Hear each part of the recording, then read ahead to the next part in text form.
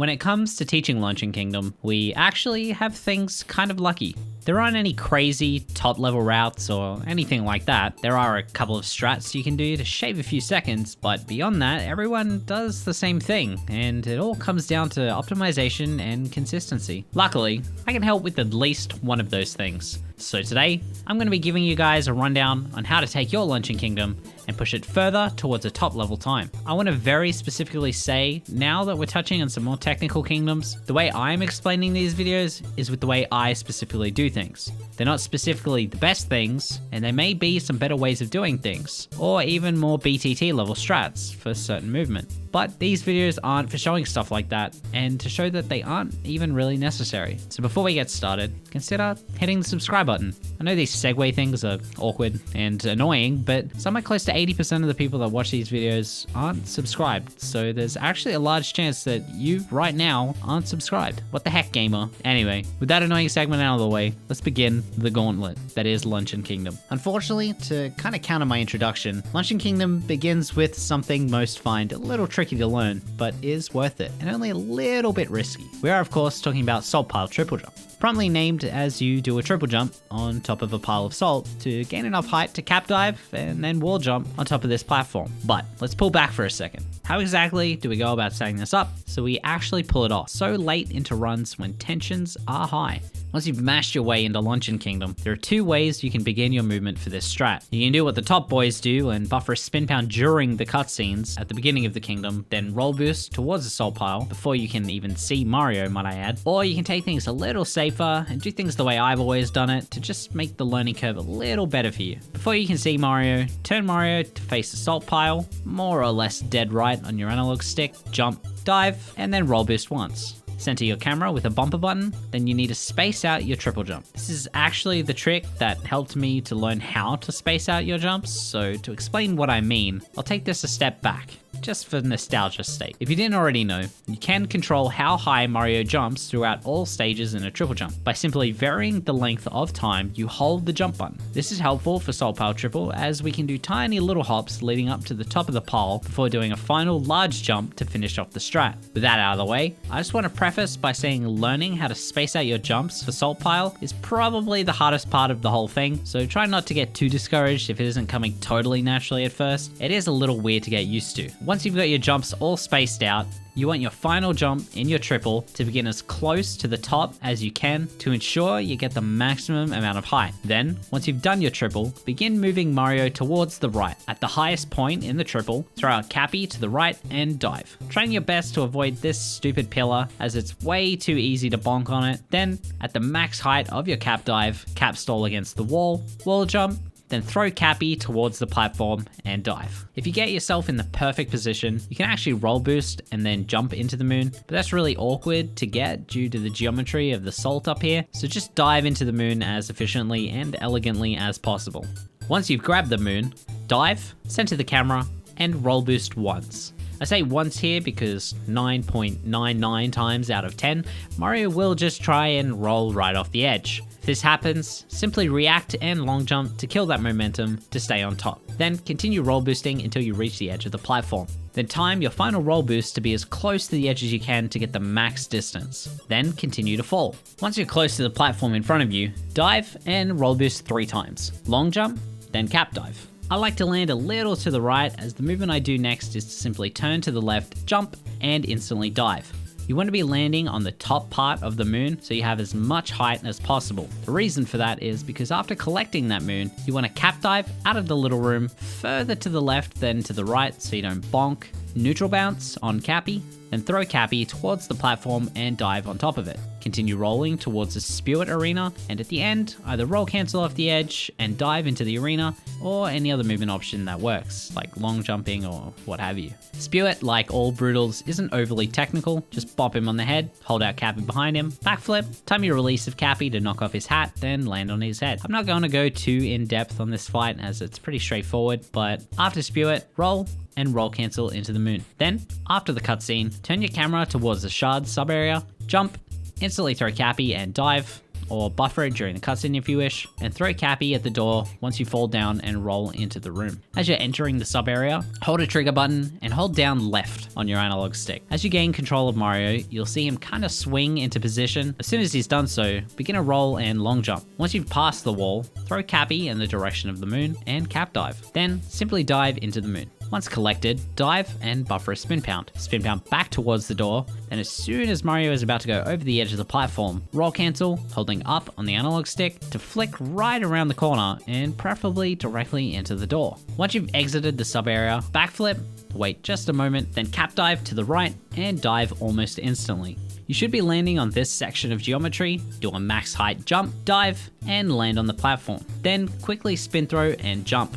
Input a motion control to instantly flick upwards, then throw Cappy towards the left and dive. You want to be aiming for this section as it's the only slither of geometry that won't cause Mario to just slip and slide back to the floor. Then, while holding forward and using the Cappy return jump height, dive forward, then long jump towards a pillar. Cap dive and dive, and while in the air, buffer a spin pound. As soon as you land, spin pound and continue moving forward. At the peak height of the spin pound, cap dive and dive onto the mountain. Then jump towards the ground pound spot and buffer a spin pound in midair, land, spin pound, turn the camera, and grab the moon. Then once collected, spin pound and roll towards this part of the vegetable. Dive onto it and roll boost twice. Once you land on the floor, roll boost once, then begin a triple jump, making sure to start the final jump on this platform, land on this part of the wall jump off it, throw Cappy towards the boxes, then rotate Mario in midair and dive onto the roof of the building, and then shake to home Cappy into the box containing the moon. Once it's spawned, simply jump into it and grab it. Then once you've collected that moon, throw Cappy straight ahead and dive. I like to pull back on this dive to avoid bonking on the mountain while still landing behind the turnips. Throw Cappy towards the middle turnip, long jump into it and press Y to grab it. Then single jump and input a motion control to throw it directly into the pot. Make your way to this part on the floor. There are multiple ways to grab this moon. Some time a jump and instantly ground pound, others roll and bonk into the pot to grab the moon. Doesn't totally matter, but the idea behind this is you want to grab the moon as low as you possibly can, so Mario will touch the floor faster. What I like to do is line myself up about here and wait for the audio cue of the moon, then time a roll into the pot. Once you've collected the moon and landed on the floor, backflip, delay for just a second, then throw out Cappy and dive towards the platform behind it. Use the Cappy return jump to get enough height to cap dive and then quickly dive onto the pillar. While in the air, buffer a spin pound and activate the moon. Making sure to once again grab the moon as low as you can. Now, we're about to do this next piece of movement a bit more intense than what you might be used to. If you've ever speedrun Luncheon in any capacity, you would know that the Podoboo is on a cycle that can be controlled by the position of the camera. And the reason people adjust it when they're just learning the game is because their movement isn't quite as optimized, and so they don't actually reach the area where the Podoboo is just quick enough, so they figure that the only way to be able to capture it in time is by manipulating its spawn. This, of course, isn't true. So let's learn how to do it in the fastest way possible.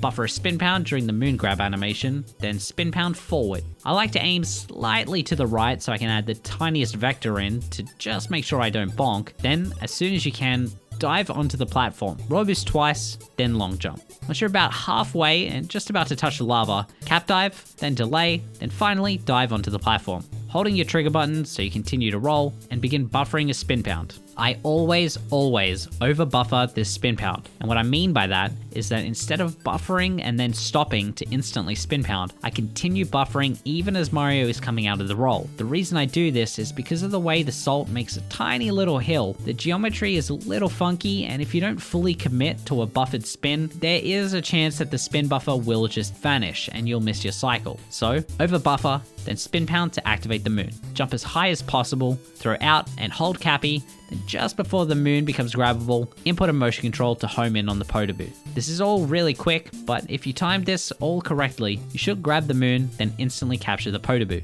Once captured, spin your camera around to face the Forks room, then hold forward and instantly start shaking.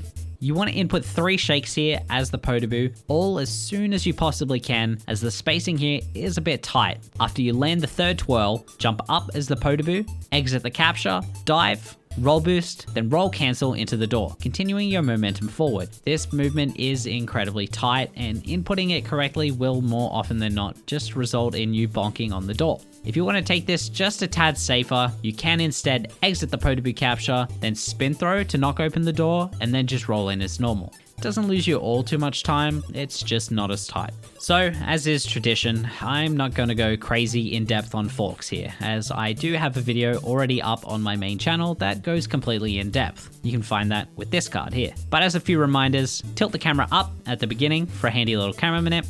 Cappy does suck, so shake as much as you can for every motion input just to be safe.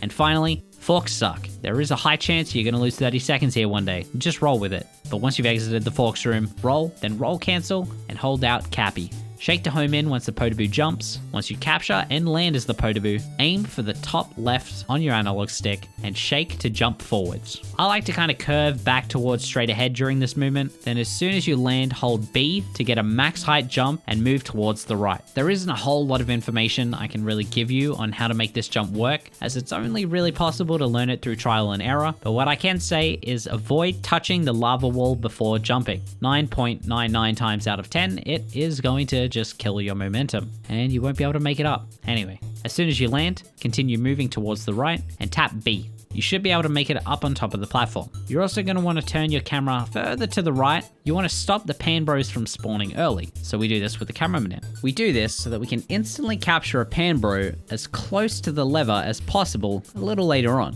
You can either manually turn it or usually centering the cam with a bumper button does the trick. Once you're up, do 3 shake boosts towards the middle platform, then jump as the Podoboo, then exit the capture and dive onto the platform. Buffer a spin pound in the air, and once you land, spin pound. At the peak of the spin pound, throw Cappy towards the wall and dive onto him, making sure to neutral bounce so you can once again wait until the max height of the bounce, then cap stall against the wall. Wall jump, then throw Cappy back towards the wall and dive, then once you're up, simply jumping into the moon. Once collected, buffer a spin pound and spin pound towards the down left. I try to at least land Mario on the ground just so I know I'm avoiding the lava, then simply jump and dive. Then roll boost twice, jump up on this cheese block, then hold B to get a max height jump. Throw out and hold Cappy so he goes behind the pan bro, then shake to home in. Cappy should interact with and then instantly capture the pan bro. Start to walk over the edge of the question mark block so the pan bro does this little hop, then jump and press Y and aim for the spiny. Continue to walk forward as the pan bro and he should hop up top, then just continue to throw single pans with the Y button to break open the cheese to reveal the lever. This section is incredibly annoying and tedious, and it will pretty much come down to getting a feel for how much distance a pan will travel. If you ever find yourself in a bind and you're not hitting anything, you can walk directly up to the cheese block and throw a pan to instantly break it. Once you've revealed the lever, uncapture the pan bro, get as close to the lever as you can, throw out and hold Cappy, turn around as Mario, aiming for the story moon, dive and shake to home Cappy onto the lever. Then simply roll up to the moon and jump into it. After the cutscene, I like to buffer a spin pound, then aim for the Podoboo and spin throw roll cancel to capture it. I have heard of people that have issues with buffering this spin pound, so alternatively, you can just roll forward and roll cancel to capture it. Once captured, aim towards the lantern and shake to dash forward. Then jump. Once the Podoboo is over the lantern, uncapture it, position yourself directly where the moon is about to spawn, throw Cappy towards the top left and hold him out, then jump up to capture the moon as it spawns. Once you've grabbed the moon, while still holding Cappy, buffer a spin pound and spin pound into Cappy. This allows you to vault, which lets you keep your momentum and easily set yourself up for a triple jump. Then cap dive towards the wall, cap stall if you need to. The geometry can be a bit strange here if you aren't in a good position. Then wall jump, throw Cappy back towards the wall and dive. There is some fancy movement you can do here to perfectly align yourself on the ground pound spot to instantly spin pound it, but it's kind of jank and scary, and I definitely don't recommend it unless you're insane. I like to just continue with my momentum and throw out Cappy to kill it when necessary. Then just ground pound as normal, or spin pound if you wish. A side note here. I adjust my camera here before I collect the moons, so I line Mario's direction up with the platform we're about to blind jump onto. If you weren't already aware, when you collect a moon, Mario will automatically face towards the camera, so we can use this to our advantage here. Once you've collected the moon, fall for just a brief moment if you grabbed it a bit too high, so you don't overshoot the platform. Then do a dive, press and hold B to get a max height jump, aiming ever so slightly to the left for just a brief moment to avoid colliding with the side of the mountain. Then cap dive and dive onto this tiny sliver of platform. It helps to dive alongside the mountain and not towards it to best avoid bonking. Then jump, cap dive, dive, double jump, followed by a quick cap dive, and then a counterclockwise spin throw, holding left on the analog stick to capture the fork. Motion control to instantly flick upwards, then as soon as you're clear of the edge, dive and buffer a spin pound. Due to the fact that you interact with a flag in this movement, there is a chance that the game will just drop your spin buffer, so this is another time where I recommend over buffering your spin pound, just to be sure it's actually going to happen. Once you get the buffer, spin pound, and while still aiming towards the meat, spin throw to capture it. Mash the B button, then skip the cutscene. Then, just like you're probably already doing, once you get forced out of the meat capture, hold towards the moon, then when you land, do a max height jump, cap dive, and then dive. Then simply jump into the moon. Skip the 2 cutscenes, mash through Cappy's rambling, and aim towards the bottom left, jump, throw Cappy, wait till he's fully extended, then motion control to grab the globe. And that's it. It took us forever, but we got through all of Luncheon Kingdom. I hope this helps gamers. Thank you so much for watching. By the way, you should subscribe if you haven't. Thanks.